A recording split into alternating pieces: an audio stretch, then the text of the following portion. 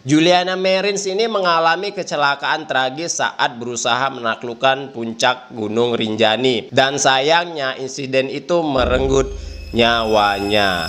Bagaimana standarisasi keamanan pendakian di Gunung Rinjani ini?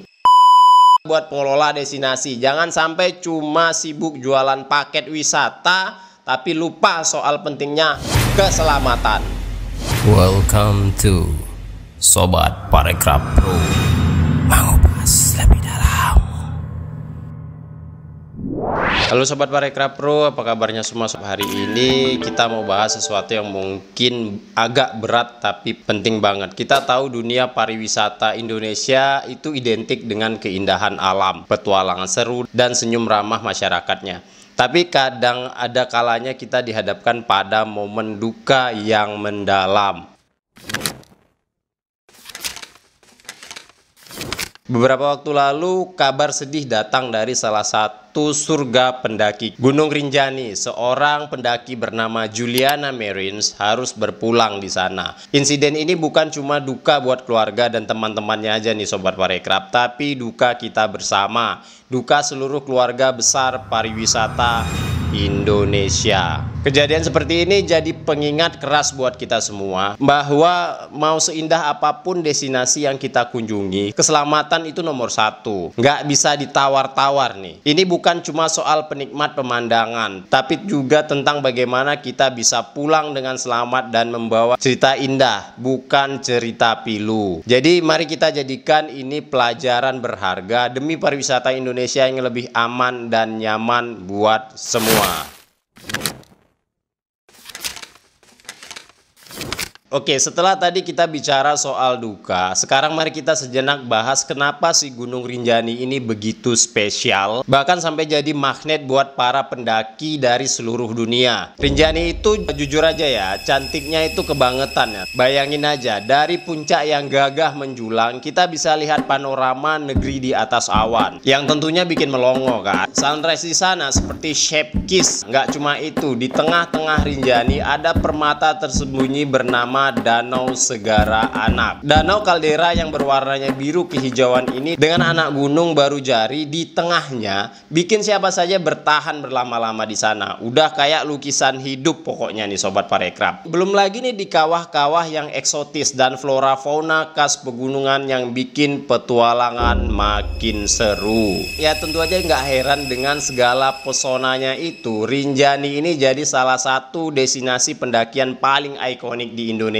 Ribuan pendaki baik dari Sabang sampai Merauke maupun dari berbagai belahan dunia rela jauh-jauh datang cuma buat menaklukkan puncak dan menikmati keindahannya. Sobat Parekraf, mari kita kutip dari laman IDN Times. Kunjungan wisatawan Nusantara Wisnus ke Gunung Rinjani selama tahun 2023 sebanyak 104.645 orang. Total kunjungan wisatawan ke Gunung Rinjani pada tahun 2022 sebanyak 139.163 orang. Ada peningkatan cukup tinggi terjadi pada jumlah pengunjung mancanegara, kata Kepala BTNGR Dedi Asriyadi di Mataram. Nah, jadi Sobat Parekraf, secara kontribusinya buat pariwisata alam Indonesia ini kita tuh besar banget tentunya. Rinjani itu bukan cuma gunung, tapi udah jadi brand ambasador pariwisata Indonesia di mata dunia. Tentunya Rinjani juga menarik devisa dan membuka banyak lapangan kerja buat banyak masyarakat sekitar di sana. Makanya jadi nilai penting Rinjani dalam tata kelolanya ini nggak main-main lagi nih untuk pariwisata yang ada di Gunung Rinjani ini Sobat Parekraf. Biar nggak cuma bayangin indahnya aja, kita perlu tahu juga nih seperti apa sih jalur pendakian Gunung Rinjani. Rinjani punya beberapa pintu masuk utama, tapi yang paling populer dan sering dipakai pendaki ada dua nih, yaitu via Sembalun dan via Senaru. Nah, jalur Sembalun ini terkenal dengan treknya yang relatif dengan panjang dan terbuka, sering bikin pendaki ngerasa panas di awal karena tanjakan yang landai tapi panjang. Tapi begitu sampai di bagian akhir menuju puncak, siap-siap aja ketemu tanjakan pasir yang legendaris yang bikin kaki rasanya pengen nyerah. Sementara itu jalur Senaru lebih dikenal dengan hutan tropisnya yang lebat di awal perjalanan, bikin suasana lebih teduh. Tapi jangan salah, tanjakan juga lumayan bikin ngos-ngosan. Intinya, dua jalur ini punya karakteristik dan tingkat kesulitannya masing-masing yang bikin Rinjani jadi gunung dengan tantangan tersendiri. Ini bukan gunung yang bisa dianggap enteng tentunya, butuh persiapan fisik dan mental yang matang. Meski menantang bukan berarti nggak ada sistem pengelolaannya ya. Di panjang jalur terdapat pos-posan penting yang punya peran vital banget di sana. Mulai dari pos registrasi di awal pendakian, tempat kita lapor diri atau cek kelengkapan. Lalu ada pos-pos istirahat di beberapa titik yang jadi checkpoint buat mengumpulkan tenaga dan ngecek kondisi. Nggak cuma itu aja nih, pos-pos itu juga berfungsi sebagai titik pengawasan oleh petugas Taman Nasional. Mereka memantau pergerakan pendaki, memastikan semua sesuai prosedur, dan siap siaga kalau ada hal-hal yang nggak diinginkan tentunya. Jadi ini menunjukkan sebenarnya kalau ada upaya serius dari pengelolaan untuk menjaga keselamatan para wisatawan atau lebih tepatnya para pendaki.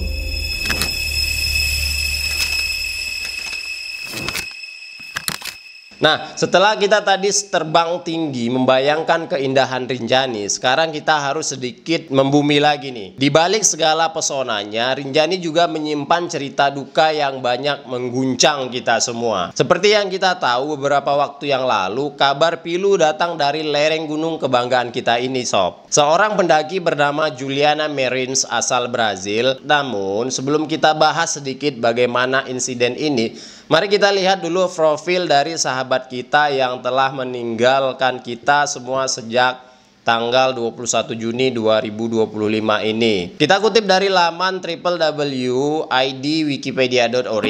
Juliana Marins lahir pada tanggal 24 Agustus tahun 1998. Dia adalah seorang humas dan pelancong solo asal Brazil yang dikenal karena mendokumentasikan perjalanan di seluruh Asia Tenggara. Juliana ini tinggal di Nicerio di negara bagian Rio de Janeiro. Marins sedang dalam perjalanan backpacking panjang melalui negara seperti Filipina, Vietnam, Thailand, dan Indonesia. Juliana ini seperti kebanyakan dari kita yang suka petualangan nih. Dia adalah individu yang sangat mencintai alam bebas. Baginya, gunung bukan cuma tumpukan batu dan tanah tentunya, tapi adalah kanvas raksasa, tempat ia bisa menemukan kedamaian, tantangan, dan mungkin juga esensi dirinya. Dia bukan sekedar wisatawan, tapi seorang pendaki sejati yang punya passion besar untuk menaklukkan puncak-puncak gunung. Motivasi Juliana memilih Rinjani juga nggak jauh beda dengan ribuan pendaki lainnya yang ingin merasakan langsung keajaiban alamnya yang legendaris. Mungkin ia terinspirasi dari foto-foto danau Segara Anak yang memukau atau cerita-cerita heroik tentang menembus badai Pelawangan. Pendek kata, si Juliana ini adalah representasi dari semangat petualangan yang membara, yang mendorong banyak orang untuk menjejakkan kaki di puncak-puncak tertinggi. Kepergiannya menjadi pengingat pahit bahwa di balik setiap petualangan ada risiko yang harus diwaspadai,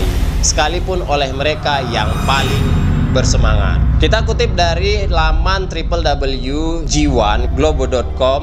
Menurut seorang teman Juliana, pengacara Flavia Della Berafiera, perjalanan tersebut merupakan impian lama warga asli Nicerio tersebut. Mereka bertemu pada tahun 2016 saat humas tersebut sempat belajar hukum di Universitas Federal Oberlandia atau UFU. Jadi sobat parekraf, kematiannya ini yang dikonfirmasi 4 hari kemudian mendapat liputan media yang sangat luas di Brazil. Juliana Marins ini mengalami kecelakaan tragis saat berusaha menaklukkan puncak Gunung Rinjani, dan sayangnya insiden itu merenggut nyawanya. Mengutip dari laman YouTube Metro Siang, penyebab pendaki terperosok pada waktu dan lokasi tanggal 21 Juni 2025, daerah Cemara Tunggal pada ketinggian sekitar kurang lebih 2.900 meter, jalur pendakian Sembalun. Kondisi pendaki saat itu kelelahan dan kehabisan tenaga. Korban berada di belakang kelompok utama dan diminta pemandu untuk berhenti istirahat. Penyebab pendaki terperosok yaitu korban terperosok ke jurang curam dengan ketinggian di bawah laut itu sekitar 300 sampai 600 meter ke bawah. Deteksi awal itu dari drone dari pengunjung lain merekam Juliana dalam kondisi masih sadar dan bergerak, namun terjebak di lereng terjal dekat Danau Segara Anak.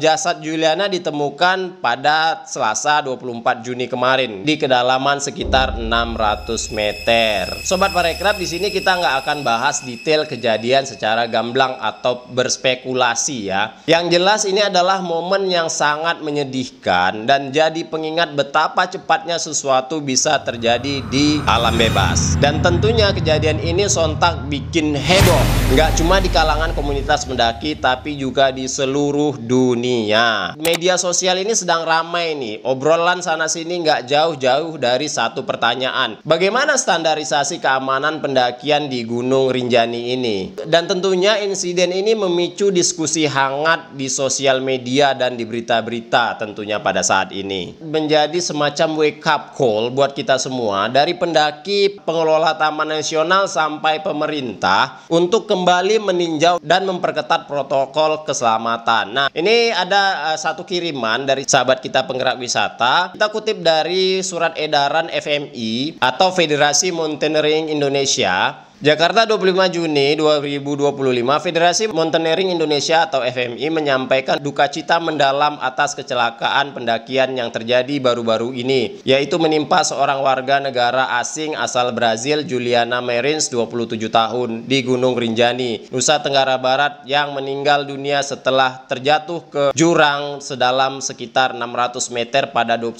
Juni 2025. Kami turut berbelasungkawa kepada keluarga, kerabat, serta seluruh pihak yang terdampak atas insiden ini. Semoga keluarga yang berduka diberikan ketabahan dan kekuatan. Sobat Parekraf, jadi dalam surat edaran tersebut sebenarnya mereka memperbaiki tata kelola dari FMI ini atau Federasi Mountaineering Indonesia ini berkomitmen untuk mendukung perbaikan tata kelola pendakian gunung yang lebih aman di seluruh dunia. Kami akan membantu dan menjalin kerjasama yang lebih erat dengan pengelola kawasan wisata pendaki gunung, baik di Taman Nasional, Taman Wisata Alam maupun base camp pendakian, dalam menyusun dan memperkuat standar operasional prosedur atau SOP dalam keselamatan pendakian. Kolaborasi ini mencakup evaluasi jalur pendakian, penempatan rambu-rambu, peringatan, penyusunan panduan teknik keselamatan, penguatan kapasitas SDM lokal, dan penanganan darurat, serta peningkatan infrastruktur pendukung untuk mencegah dan menangani insiden serupa di masa depan. Keselamatan adalah prioritas utama dalam setiap aktivitas gunung. Kami mengajak seluruh komunitas pendaki, pengelola kawasan, dan pemangku kepentingan untuk bersama-sama mewujudkan ekosistem pendakian yang aman, edukatif, dan bertanggung jawab. Insiden ini menjadi pengingat bagi kita semua untuk terus mengingatkan kesiapsiagaan dan keselamatan dalam aktivitas pendakian di Indonesia. Sekretariat Pengurus Besar Federasi Mountaineering Indonesia.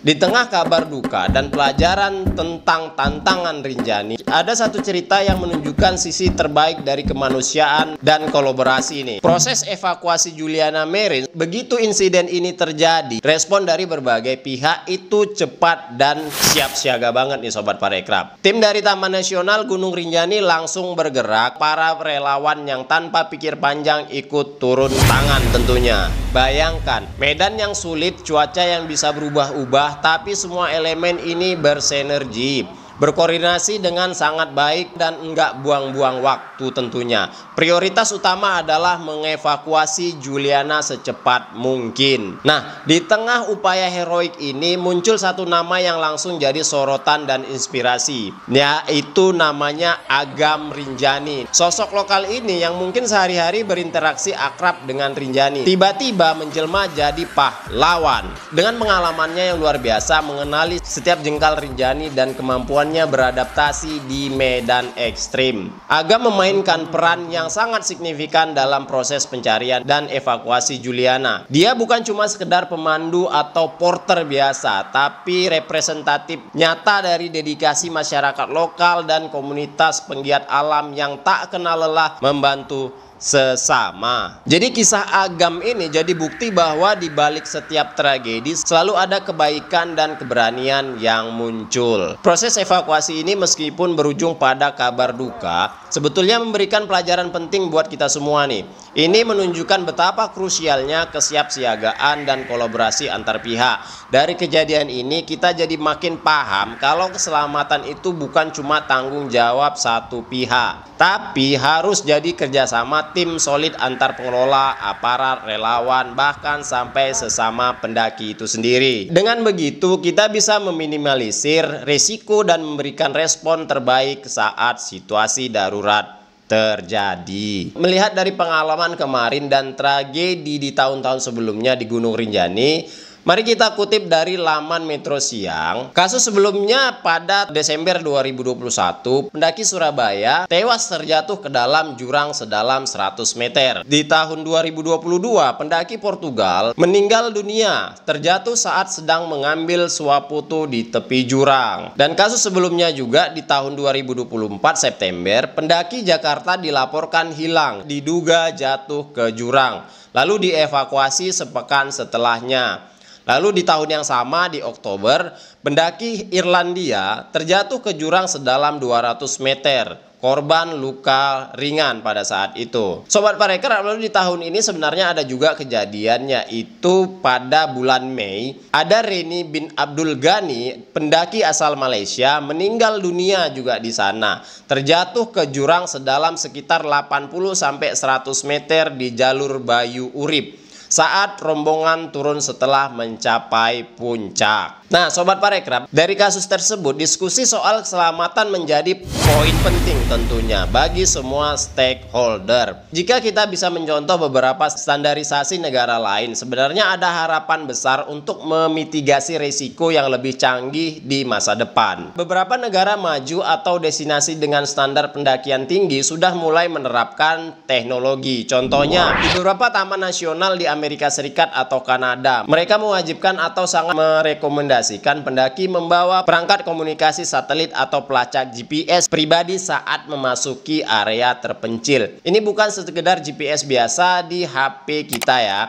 tapi perangkat khusus yang bisa mengirimkan sinyal posisi atau bahkan pesan SOS meski di area tanpa sinyal seluler. Bahkan ada juga sistem yang terintegrasi dengan pengelola, misalnya di Taman Nasional Gunung Fuji, Jepang. Mereka punya sistem informasi dan pelacakan pendaki cukup rapi. Meski tidak seketat pengguna GPS wajib per individu, intinya teknologi ini memungkinkan tim penyelamat untuk melacak posisi pendaki secara real time jika terjadi kondisi darurat. Dan ini bisa sangat mempersingkat waktu respon. Bayangkan kalau ini bisa diterapkan lebih masif di Rinjani, tentu akan jadi langkah maju dalam manajemen keselamatan pendakian kita. Insiden ini jelas memicu diskusi yang luas banget di ruang publik. Coba deh cek media sosial atau obrolan di grup pendaki, pasti banyak banget yang komentar. Mulai dari pentingnya persiapan fisik dan mental, penerapan pemandu lokal yang profesional, kepatuhan terhadap aturan bagi pendaki, sampai kualitas dan kelengkapan peralatan yang wajib dibawa. Sobat Parekraf, kejadian ini seolah jadi trigger bagi kita semua untuk lebih bijak dan berhati-hati dalam setiap aktivitas petualangan. Ini bukan cuma soal berani menaklukkan gunung, tapi juga tentang membekali diri dengan ilmu dan persiapan yang matang. Kita jadi sadar edukasi dan kesadaran itu nomor satu. Nggak cuma buat pendakinya, tapi juga buat pengelola destinasi. Jangan sampai cuma sibuk jualan paket wisata, tapi lupa soal pentingnya keselamatan. Apalagi yang ekstrim kayak mendaki gunung, itu tanggung jawab kita bersama nih. Dari individu yang memutuskan untuk mendaki, penyedia jasa trekking organizer atau pemandu lokal, sampai pemerintah sebagai regulator, semua harus punya peran aktif dan koordinasi yang epik tentunya Sobat Parekraf. Nah, tragedi ini seharusnya jadi momentum buat kita semua untuk mengevaluasi diri, bukan malah saling menyalahkan. Oke? Nah, bagaimana menurut Sobat Parekraf? Apakah ada yang punya pesan atau tanggapan lain terkait hal ini? Silahkan share dan like, dan tentu beri komentar Anda tentang hal tersebut. Sampai jumpa dan jangan lupa subscribe channel ini agar tidak ketinggalan info menarik lain berikutnya. Tetap jaga diri Anda dan keluarga saat berwisata, dan bijaklah dalam berpergian atau berwisata. Salam sehat dan tetap logika. Sampai jumpa dan bye.